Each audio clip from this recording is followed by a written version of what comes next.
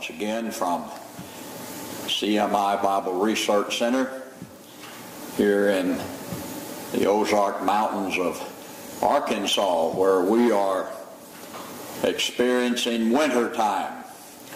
But I tell you, I was watching the weather early this morning, and after seeing what's taking place up in the northeast, everything above the Mason-Dixon line, Mason-Dixon line, I thought, well, maybe we're not having such a bad winter after all. But I'm just rejoicing that we're able to get here. These facilities, of course, are up on a mountain, and a lot of times when we have snow and ice, we're not able to navigate enough to be here. But it's a joy to be here with you, and just greet you in the name of the Lord Jesus Christ. Brother Bill Jackson called me early this morning and was just sharing Christ with me.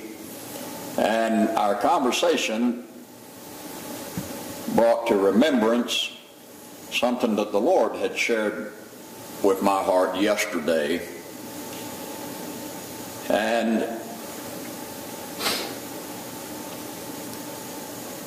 I was driving, from our service here. We had Sunday service here yesterday, of course. During the winter time, which is the reason I mentioned winter, during the winter time, you know, snow and ice and cold weather and all of that, it seems like everything just slows down. Personally, I don't travel nearly as much as I do in other times of the year. But just, you know, everything, it just kind of slows down in the winter time. It's particularly if you live where you actually have winter, and we do. And I was driving home thinking about that, and just kind of thinking about, well, we're not, although we had our local gathering here, we were live by internet and Ustream and YouTube, and in that way reaching out around the world. But the thought just, you know, that we're not doing much right now. And no sooner did that thought come to me, because I know that a lot of believers think that. I think that from time to time. It's like, you know, I need to be doing something. I need to be doing something. I mean, primarily something spiritual. You know, I need to be doing something spiritual. You know, maybe I need to be in my truck driving to a meeting somewhere, or on a plane flying to another country to share the word.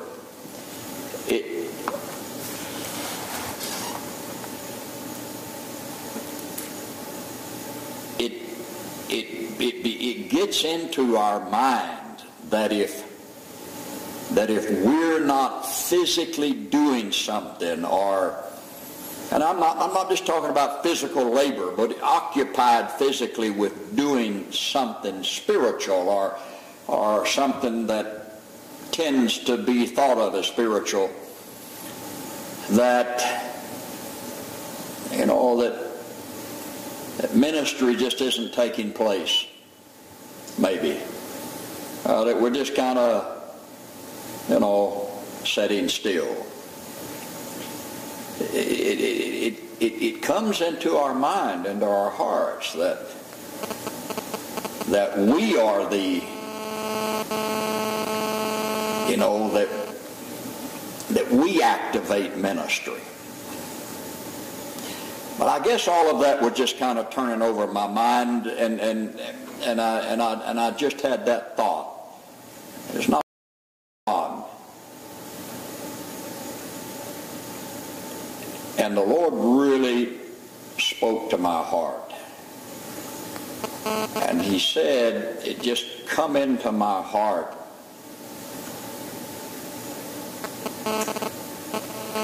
The treasure, which is Christ Himself. The treasure is in you. My work is in you.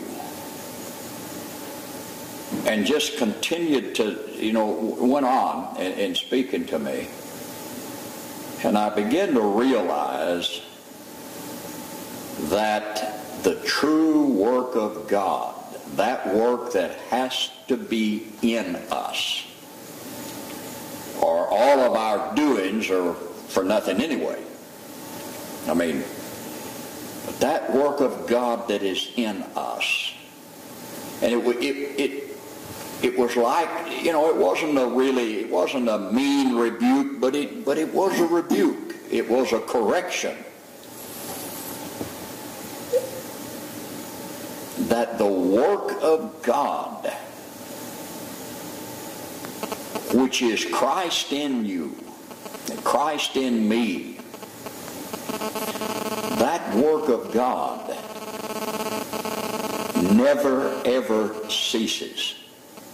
Never ceases. The Lord is always working toward the increase of His Son. And that increase must take place in me, in my soul. And what it is true, friends, that we are involved as a fellow laborer with God. One plants, one waters, but God gives the increase, and we are laborers together with Him. Not only and whether we plant or whether we're in the watering or whatever, we're laborers together with Him for the increase, but only God can give the increase. And I began to realize that everything that we actually do, what we're doing tonight, what we're sitting here doing right now, and what we find ourselves doing continually, everything we do is because of the increase of the Son that works in us.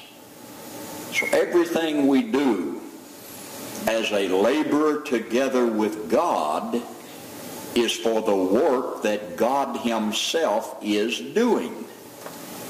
And the true work of God, hon, is in you. Is in you. Yes, it has great influence upon what we do.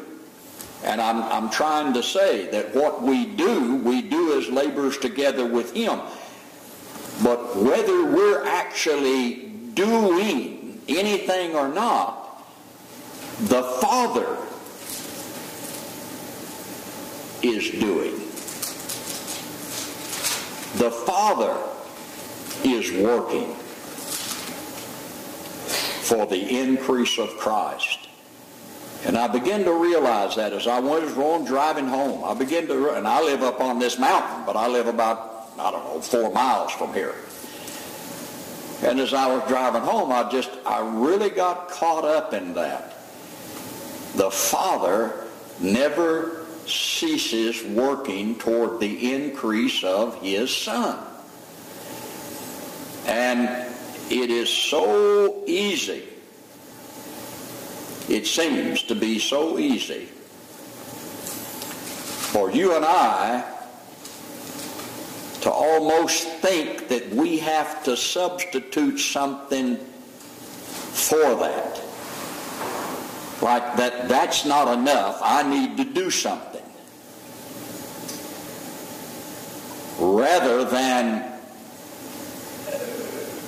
understanding that increase working in me, working in Jimmy here and Arliss and Rabin and others, that increase working in me is what makes anything else worth doing. It's what makes anything else valuable. Not just if I am in a place, anywhere throughout the Lord's body, and the work of God is not going on in me, what am I going to share there? Do I think the work of God was me getting there? That the work of God is me just being there, that I'm there doing the work of God? And I began to think of the Lord Jesus, who said, He said, you must understand something, that I of myself can do nothing. And I wonder if we ever realize that about ourselves. That I of myself can do nothing. That, I drive anywhere from 6 hours to 20 hours to get to the various places that I go, and sometimes get on a plane and fly there. But if I am there, having done all of that, spent the money, wore out the body, exercised energies, and now I'm there, and there's no increase in me, and what am I doing there? I have nothing to share. And went back to the treasure. The Lord perfectly mentioned the treasure. The treasure is in you. The treasure out from which we share the endless riches of Christ. The treasure. We have this treasure in earthen vessels. But those thoughts were going over in my mind. And we've turned here tonight just to start with a verse, and Galatians 2:20.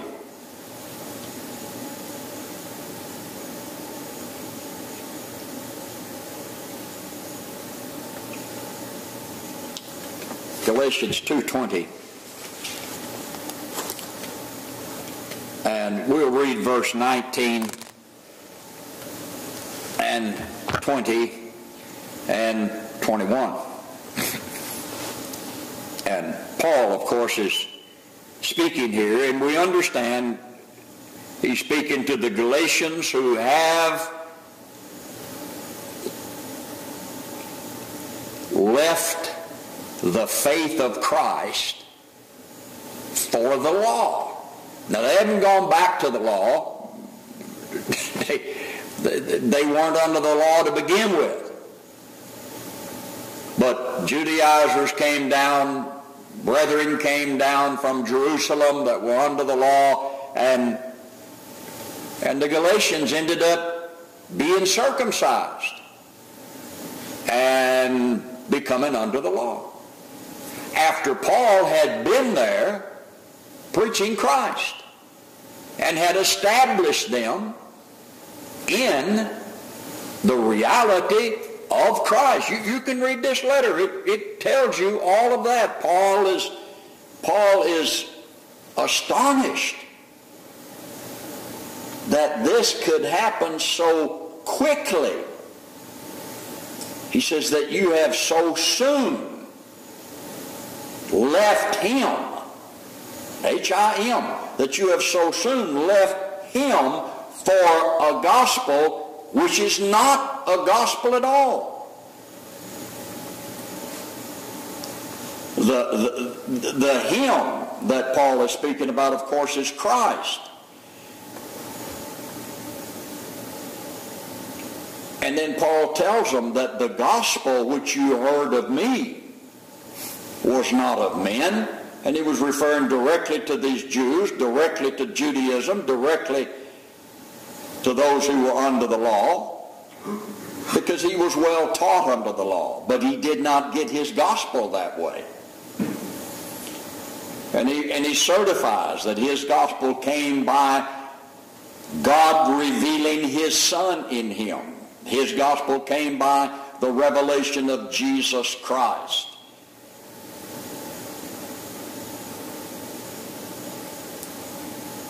Now, there's no other way for the gospel to come. In the first place, Paul establishes there is no gospel but Christ. The second place, Paul establishes there's no way that you can know Christ except God reveal him in you.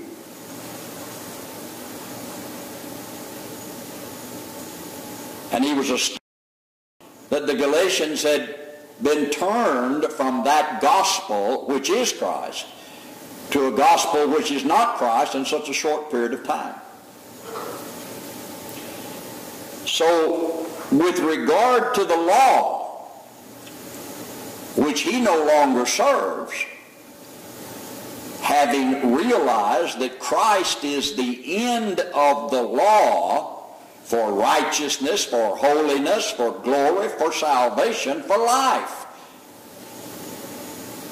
Christ is the end of it. That is, Christ is everything the law has pointed to, everything the law has demanded, everything the law insisted upon, and everything that the law demanded be done in, as far as sacrifices and gifts and offerings and foods and drinks, or the abstaining thereof, of all the days, of everything under the old covenant law. Paul has realized Christ is the end of it. Christ is the end of it. It comes to him, but it does not go beyond him. He is the fulfillment, but he's more than the fulfillment. He's the substance. He's the goal. He's what all of that has been about. It has been a mere shadow, a mere figment. But he is the body of it. He is the substance of it. So that's what he's saying to these people. And in verse 19 he says,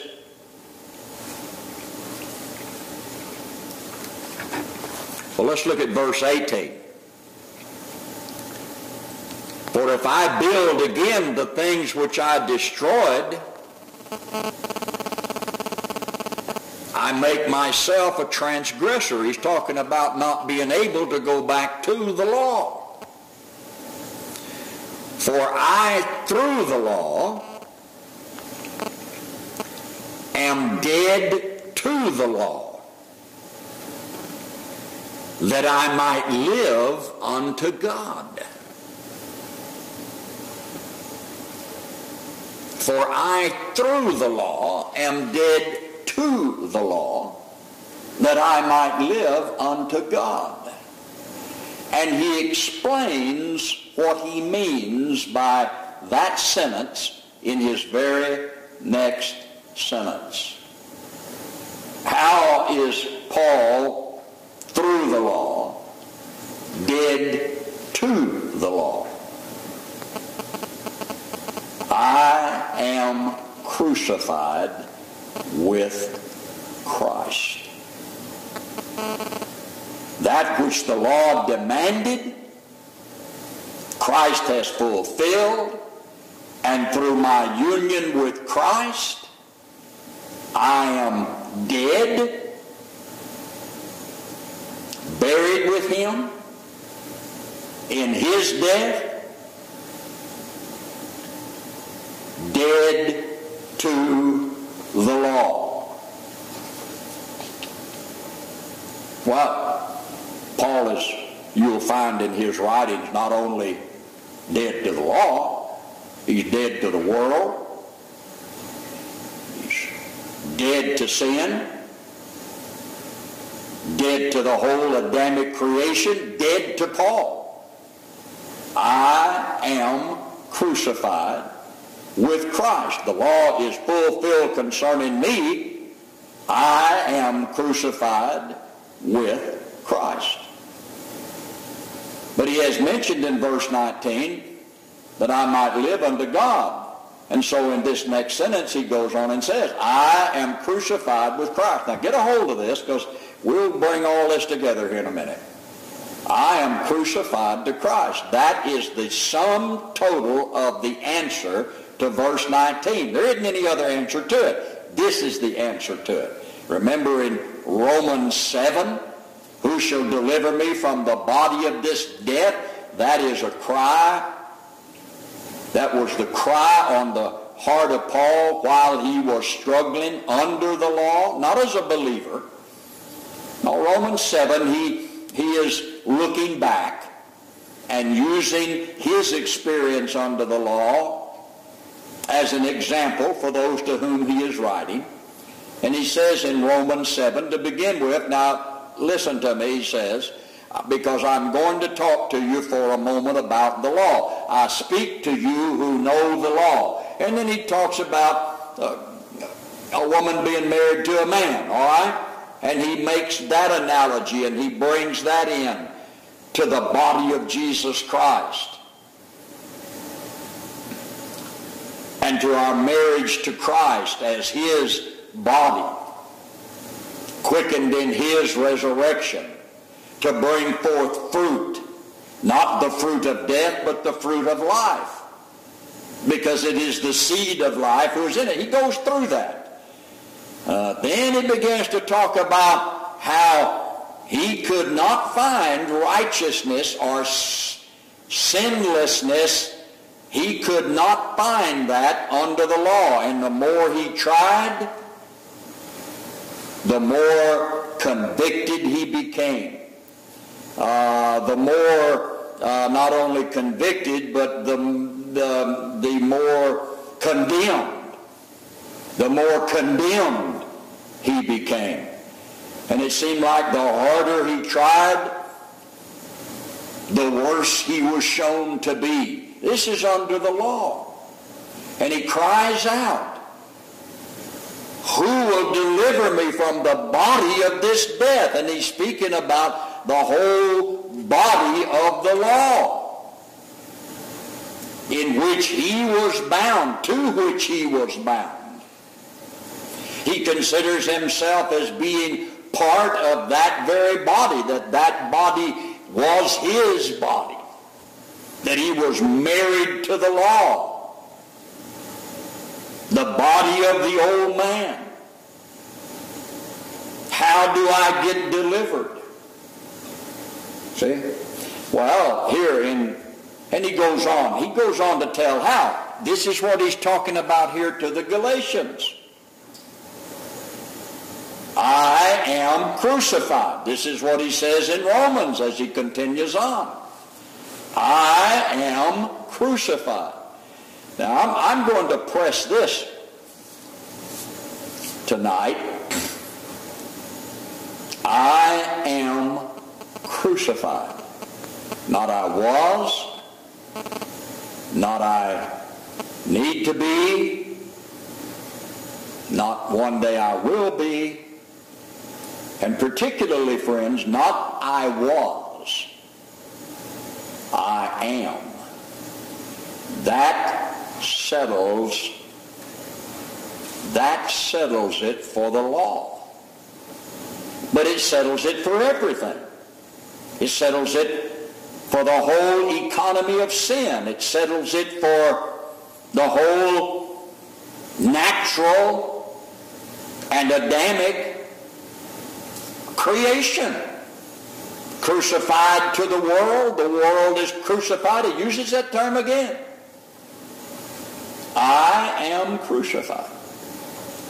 I live, yet not I. And I was wondering today, and as I came here tonight, what do we think not I really means? Have we contemplated? Have we thought about it? Have we asked the Father to make that a reality in our souls? Evidently a very great reality in Paul.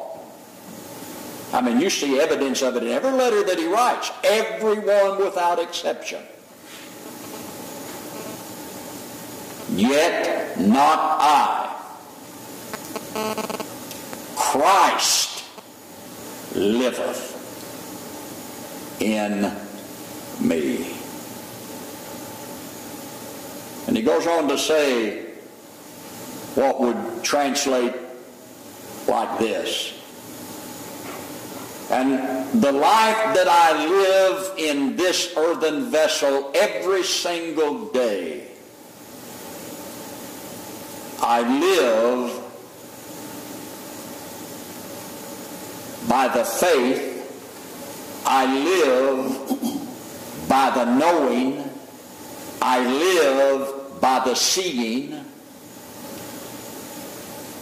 of the Son of God. I live understanding that it is not I, but it is Christ who liveth in me. Paul would say, I'm never found any place at any time other than I'm found there understanding it is not I who liveth, rather it is Christ who liveth in me. He lives and he lives in me. I have life because he is that life.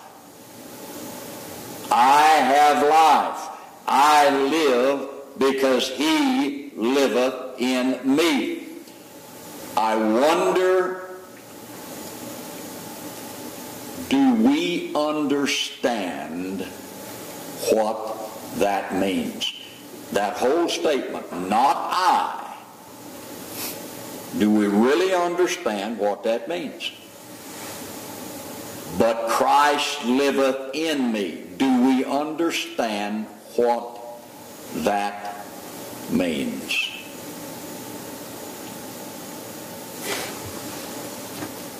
I do not frustrate the grace of God. Anything other, and that's what he's showing here.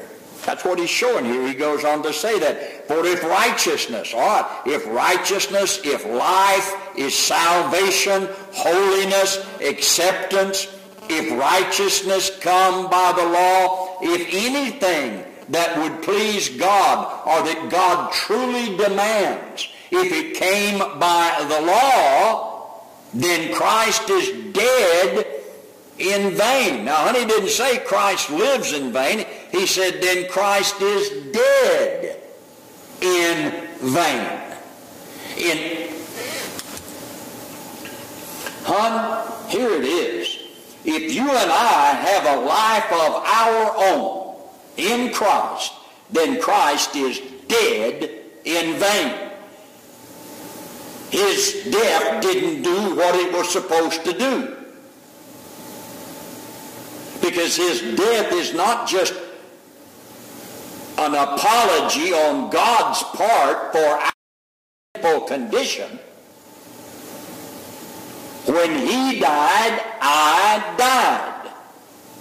And Paul is saying, if I didn't die to him, with him,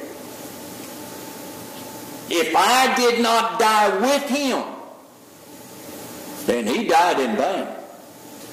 If I am not crucified with him, then he died in vain. if I have a life of my own, if there's any way I can have life, see? If the righteousness come by the law, if life comes, if salvation, if there's any way I can actually serve the law, fulfill the law, except by death, if there's another way, then Christ died in vain. All of those animal sacrifices mean nothing, pointed to nothing. Everything that took place on all those feast days meant nothing, pointed to nothing. The whole thing with the cross is just vanity and vexation.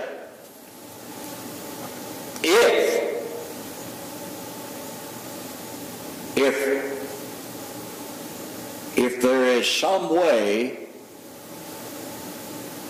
that I can be righteous and fulfill the law. But you see, there isn't. And he goes on to be very emphatic about that. But it catches me. This verse 19. I do not frustrate the grace of God. How would Paul do that? By having a life which was other than Christ.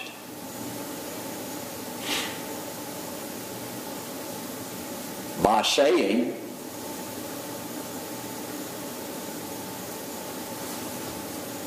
it is me who is living. I have life.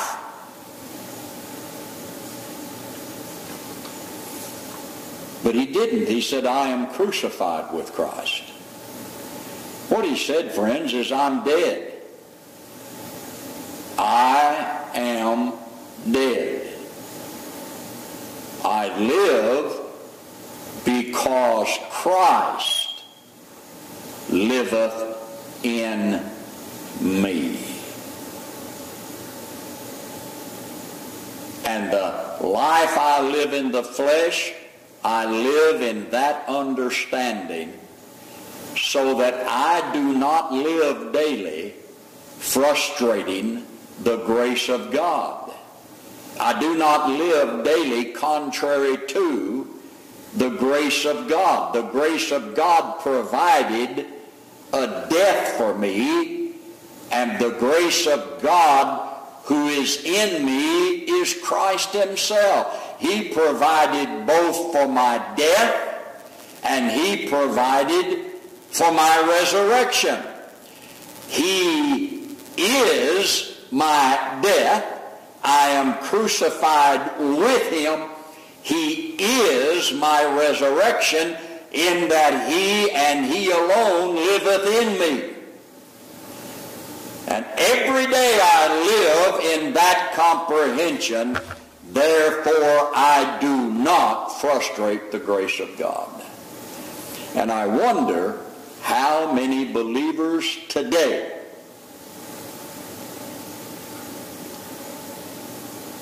frustrate the grace of God in most everything we do, everything we say. We get up every morning as a frustration to the grace of God. We go to bed at night frustrating the grace of God. We think we have a life that is not Christ. Or we think it's like Jesus and me, rather than Jesus in me. Not Jesus and me. Jesus in me. But here's the thing. I know I've said enough to inspire Jimmy here, because he because he's talking about there's only one way to know this Christ, and that is that he be revealed in you.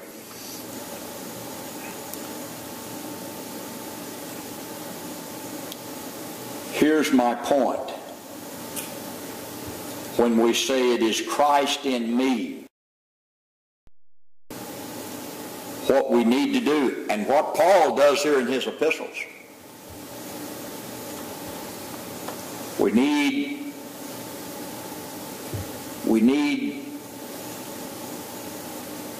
to put an X over me. Oh, yes, he's in my soul, and he is in me.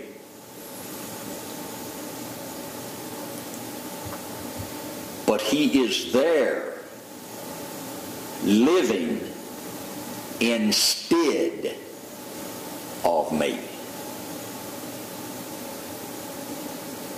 In fact, if he is not in me, I have no life. Living is not me and Jesus.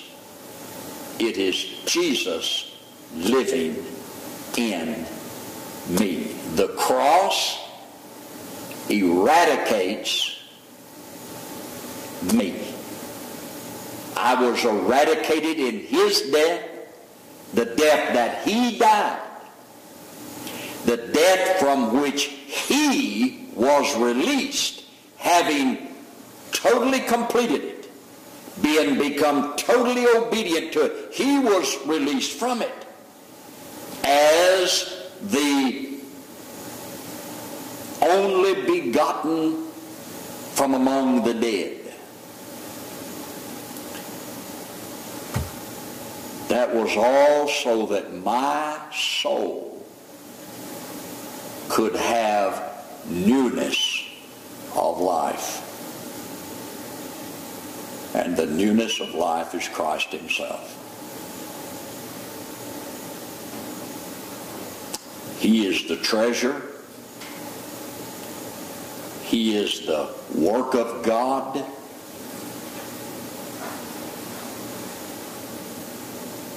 He is the salvation of my soul.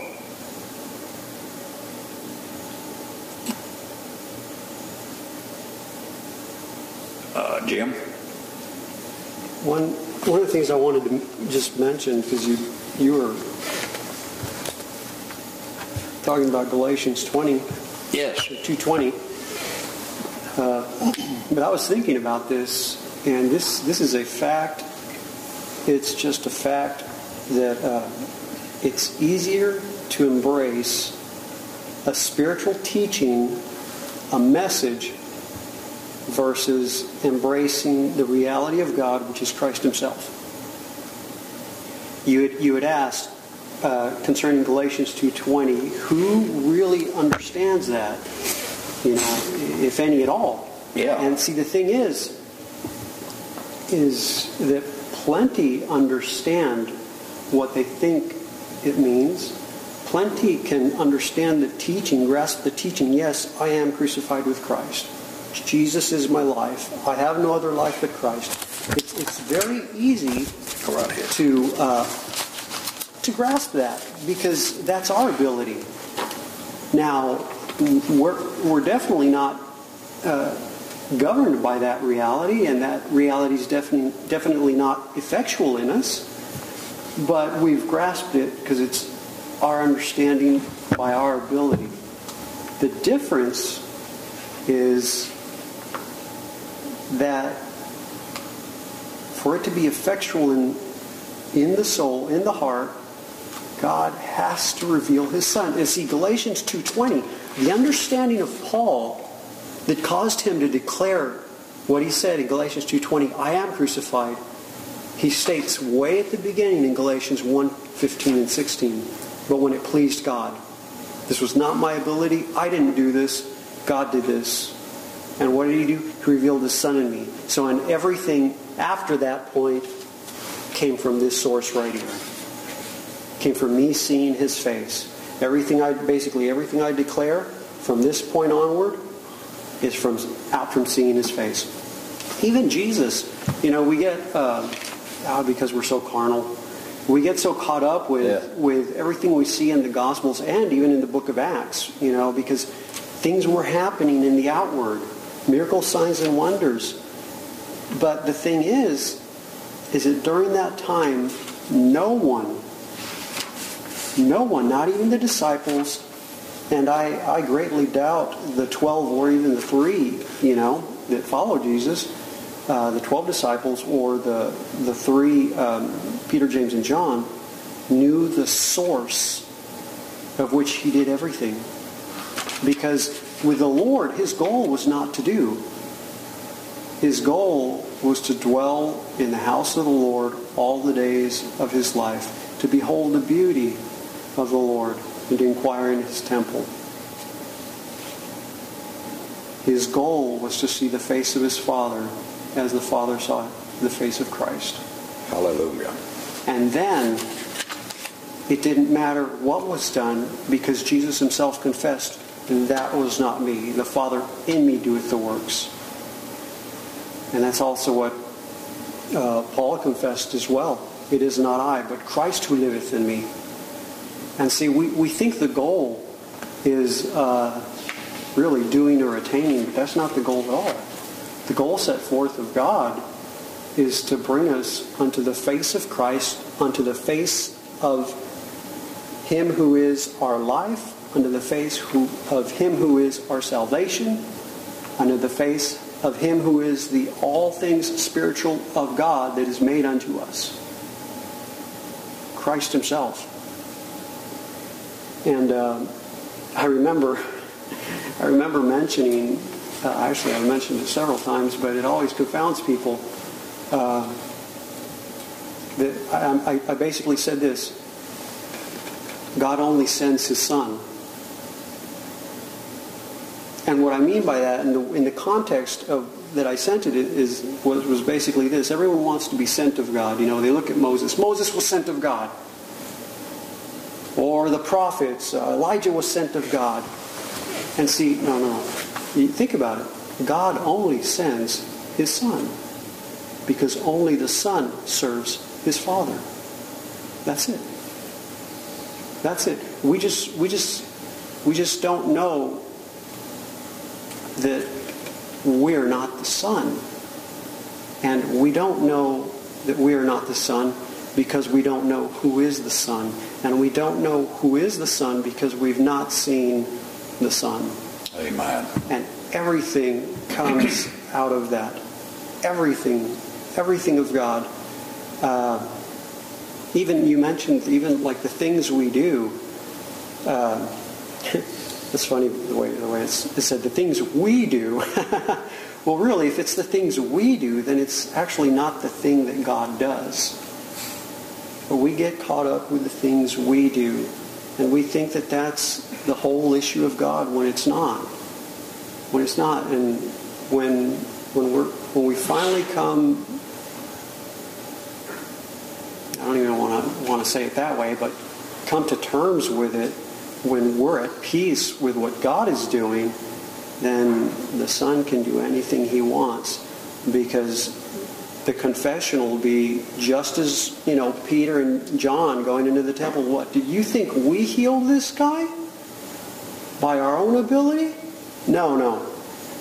That was Christ. And then they declared that very Christ to them. Amen. Or, any other of them. Do you think it was us? Do you think I did that? I love John the Baptist, and this blows me away, because this was even before, the cross, the death, burial, and resurrection. But they come and they start asking John, well, who are you, John? Are you this guy? Are you that guy? And finally, basically, they ask him this: are you the anointed? Are you anointed? And I love his confession: I am not the anointed. I'm not him. Amen. Well, it's a tremendous reality.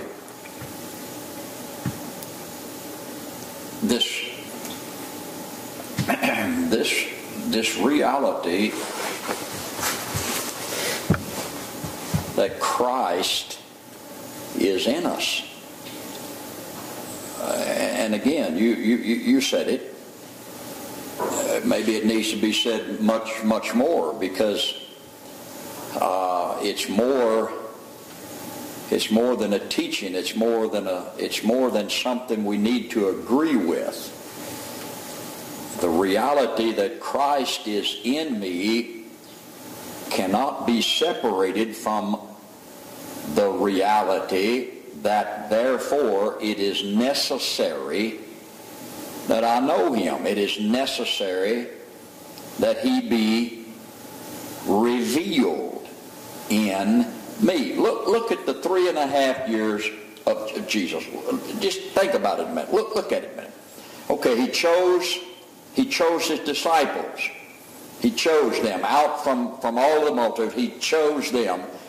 And He did that to, as much as He could, in the flesh, His flesh and their flesh, as much as He could, to show Himself to them that He was the Messiah, that He was the Son of God, that He was God in flesh, that He was everything that the Jews pictured the Messiah as being. But back to my point, that He might show them Himself. All of His words toward them were for that reason. And He knew, and He told them that there's things you don't understand now, but shortly you will. You will. Because I have been with you, but I now shall be in you, and I will be in you shortly. Shortly. Very soon now, I will be in you. Now, He told them that in John 14, 15, 16. He told them that very same thing, and in other places as well. That was His message to them. And He dealt with the multitudes and all of that. But here is my point. This same Jesus that became flesh and dwelt, John says, among us.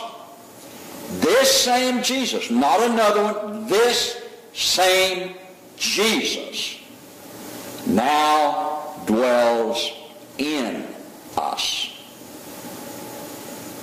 Do we not suppose that He's there to show Himself to us? That He isn't there that we might hear His voice, see His face, not after the natural form, but this same Jesus, the one that He was showing to them, and they got little glimpses. You know, Peter did, "Thou art the Christ, the Son of God. My Father hath shown this unto thee." Do we not understand that He is not only just as real now as He was then, but by virtue of no longer being in a body that was given to Him to die in, having taken that body to death, having come forth in the power of the resurrection, that He's not only just as real, I need to say it this way, He is more real. Because He is without the body of His flesh. And He dwells in us. This same Jesus, not another Jesus, the same Jesus that was made flesh, born of a woman in order that He might die, this same Jesus now lives in me. Now lives in me. Now lives in you if you are born again. And we now are His body. Do we not believe that He is still working in His body?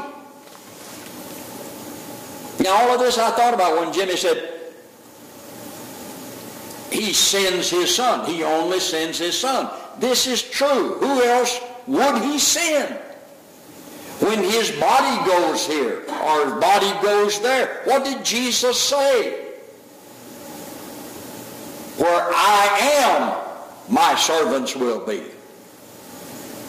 Where my servants are, there I will be.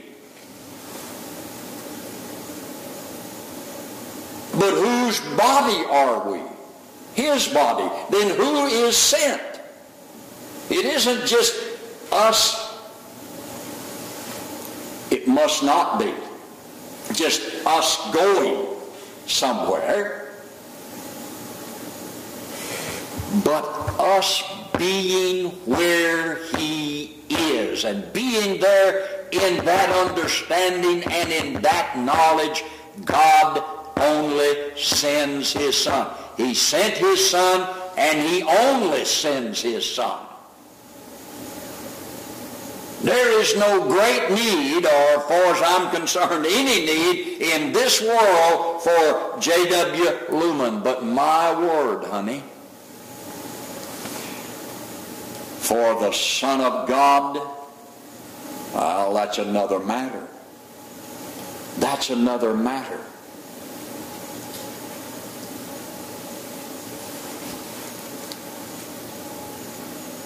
Not I, but Christ liveth in me. That's really what we're talking about here.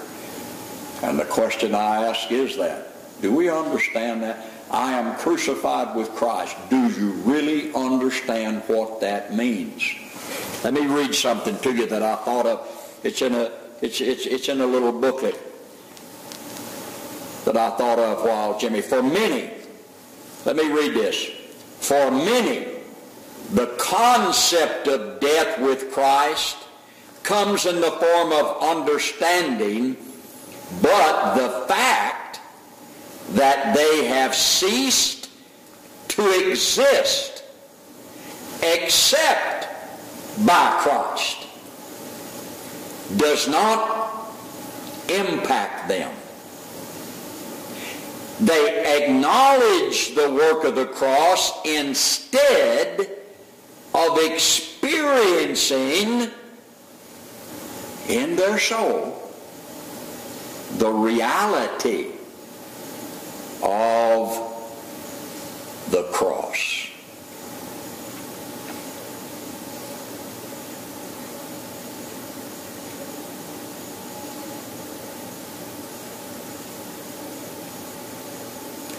And this means that the true meaning of something becoming real to us must be for it to become as real to us as it is to the Lord and as it is in the Lord. All that we have addressed so far, and he's talking about in this little writing, is not theology to God.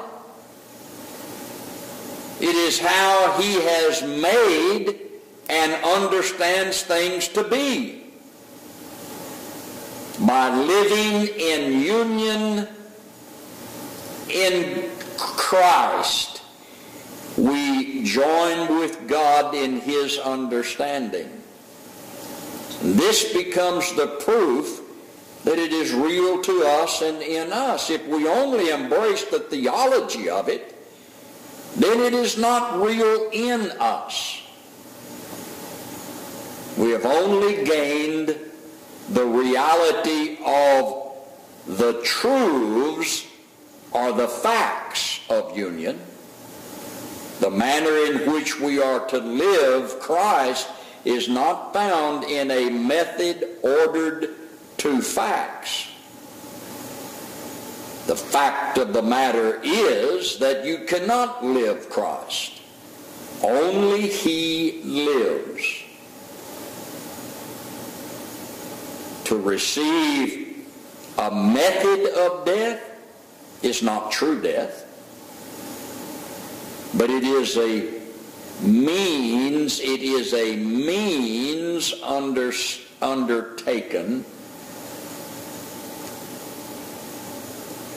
by those who think they have a life of their own.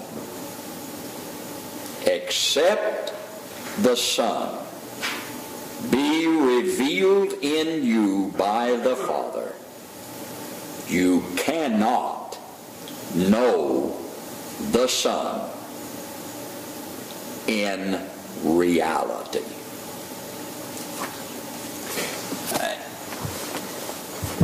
This is what we're saying, hon. This is what we're saying. If it were me, learning Christ,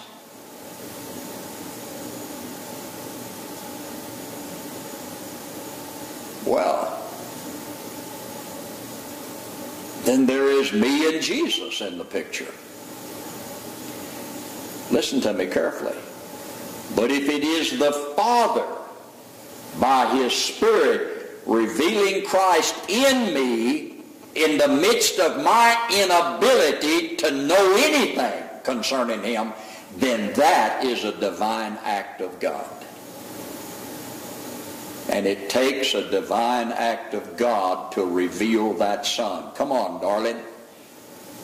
He was with them for 3.5 years, and it took a divine act of God for them to know in any measure at all who He was. But now, He is not among us, He is not with us, He is in us, and it takes a divine act of God to reveal that Son in our soul. It's the only way we can know Him. It's the only way we can know Him. Hallelujah. There's, you'd mentioned this, there's man's understanding. Pardon? There's man's understanding, and man's understanding rises to different levels all the time. But it's still not God's understanding. No. I mean, just recently I've been looking at the whole passage, where you find the multitudes, and then you find the disciples, the 70 plus, and then you find the 12 disciples, and then you even find the 3. All those are man's understanding. Now, it's one understanding of Christ greater than the other. I mean, the understanding that the disciples had was greater than the understanding that the multitudes had. And the understanding that the 12 had was greater than the understanding that the disciples had, and so on. The understanding of the 3 was greater than the understanding of the 12. And yet it was still man's understanding. And man's understanding always comes short of God's understanding. Amen. And that's the whole thing. We get caught up, I think, with our understandings, and because we catch something of God, some glimpse of God, or some reality of God, and then we camp on it, and we just stay there. And next thing you know, not sure the word that I was looking for.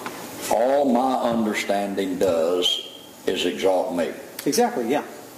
All God's understanding does is exalt the Son. Correct. And that's the only way to work. That's the only way to work.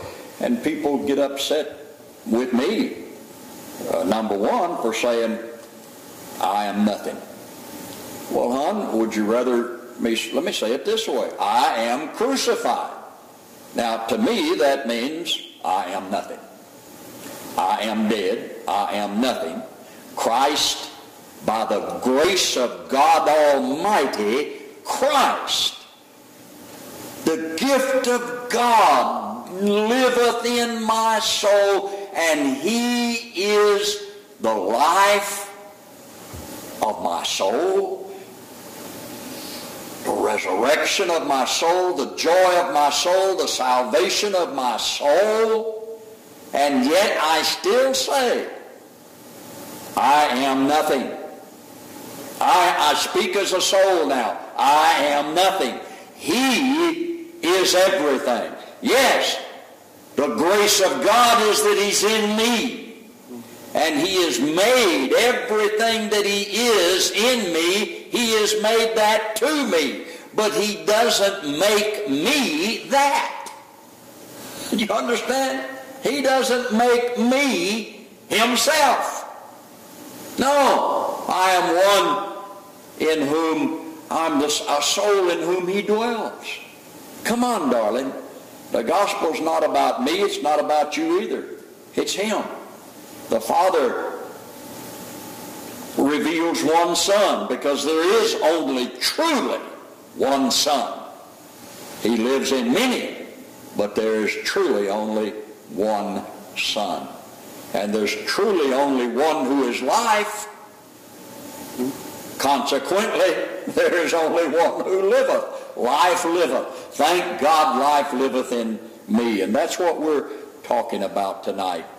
And therefore, that glorious life must be revealed of the Father. It's given of the Father.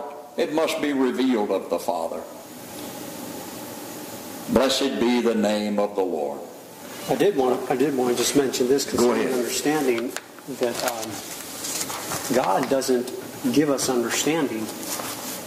He reveals His understanding. And in that respect, it's never ours. It's never ours. True, it's not. It's always His. And if it was, we would just corrupt it. Yep. And folks, you need to understand that. Look, life. That life. Look at Jesus says, I'm the way, I'm the truth. The truth embodies wisdom, understanding, knowledge, revelation, the Word. That's all embodied there. He says, that's who I am. That's who I am. I am the life. That's who I am. See, here's the point. It's ever ongoing. Mm-hmm. It's ever ongoing. So Jim is right. And we're not trying to just confuse anybody, but he is right. The understanding that is given of God is the understanding of God concerning His Son. And that is, and because it is a living thing, it has to continually be living. It has to continually be flowing. I can't grab a hold of it, call it mine, make a doctrine out of it, write it down, put it in a jar, and keep it. No. All I would do in that sense, if I could do that, would be to kill it. Now, we can do that with our own understanding, but we can't do it with God's understanding. It's like every time we open the book, we've said it before, it's like I've never been here before. Never been here before.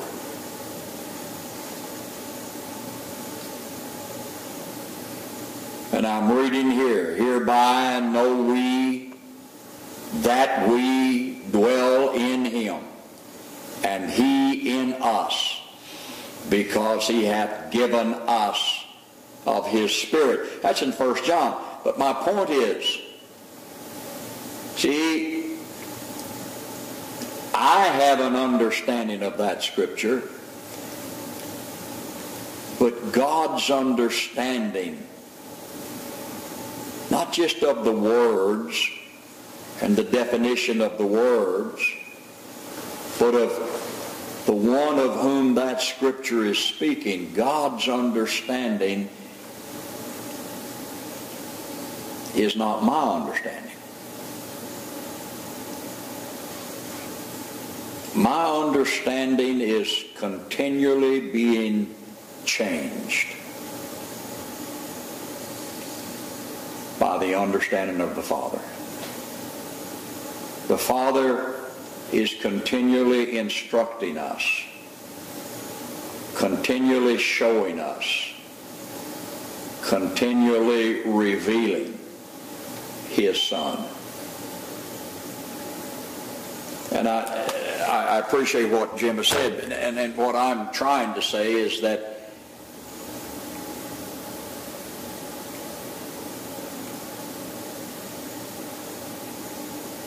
my understanding ceases. His never ceases. My understanding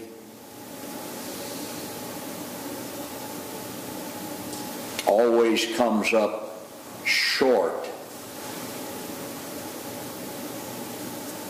of who Christ really is.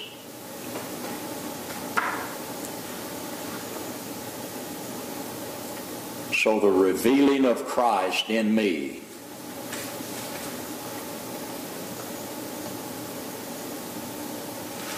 is not really God giving me a greater understanding of Christ, but God showing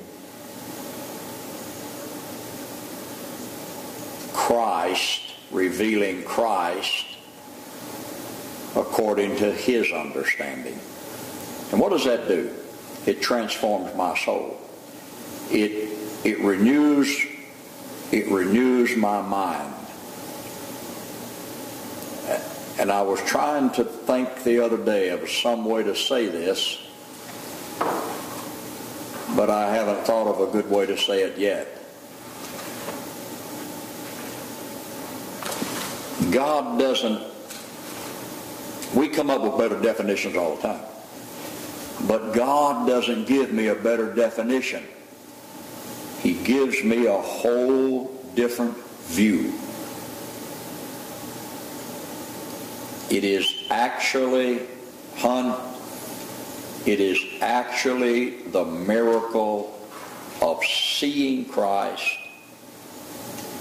hearing Christ, and consequently knowing Christ, not knowing Him in any academic form, but in spirit and in truth. It is a miracle. It is a miracle. And it is ever ongoing. Can I say something real quick? While you were saying that, and on and off, I've thought about this, but it's kind of, I'm not even sure I have a word to say, but even the preachers, when they preach salvation, they say you must come to Jesus to receive salvation. You know, they say this is what needs to happen, and only one can make it happen. You need to repent, turn your heart. You need to come to the Lord to receive salvation. You need to come to Jesus to receive salvation.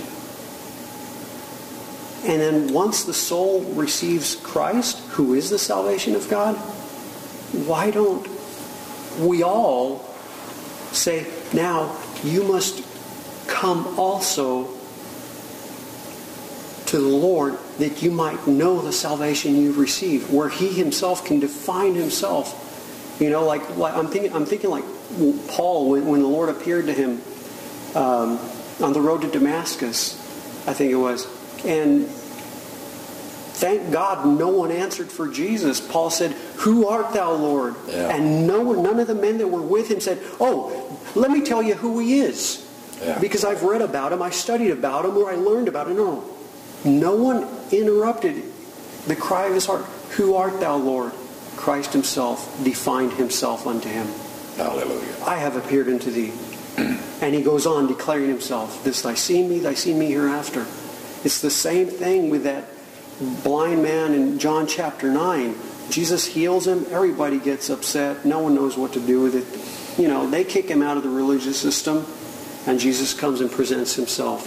"Do you believe in the Son of God? Who is He, Lord? That I might believe in Him." Yeah. And then Jesus Himself what only God himself can do. He reveals himself. I am. And then it says, and he believed him. Hallelujah. It begins with a miracle of God. It continues, as he said, that very same miracle. Not only the miracle begins by the life appearing, Christ appearing in the soul, and that very same miracle is required for that very same Christ now to be known in the soul. It's still up to God. And it's all his work, not ours. Hallelujah. Amen. Well, there is a knowledge working in our souls, those who are seeing Christ, greater than we can contemplate, greater than we have words to express.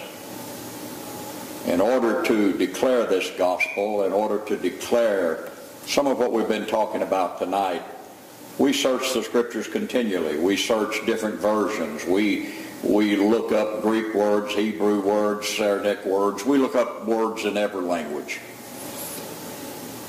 that we might better declare what words simply cannot adequately declare. What my soul sees when the Father reveals the Son, my tongue will never be able to say. Now, that's just the way it is, hon. I'll do my best. It's kind of like John trying to describe the city of God. He had words to use, and he used them. Well, we continually are increasing our words. We want our words to be good words and usable words. We do that. But even after our words, if they become the best words that we can ever have, they will fall short of describing the living Word himself who is in us. That is a communication he has with my soul. Me as a soul. Me has with me. That my tongue will never be able to describe. Because immediately I use my tongue, I'm using my brain, I'm using my senses. Immediately. I can't speak without some action of my brain. And I can't speak without using some words that I've memorized or that I've come to understand the meaning of those words. And what I'm trying to tell you and what Jimmy's been telling you is that all of that falls beneath God's knowing and God's understanding. But he does communicate to our soul, huh? Till Christ be formed in you. It is joy unspeakable and full of glory. Well, we'll continue to try to find words to preach it. Why? Why would we do that? So that hearts may turn to see him as only the Father can reveal him. That's why we use words. We use words to tell you that words are not enough.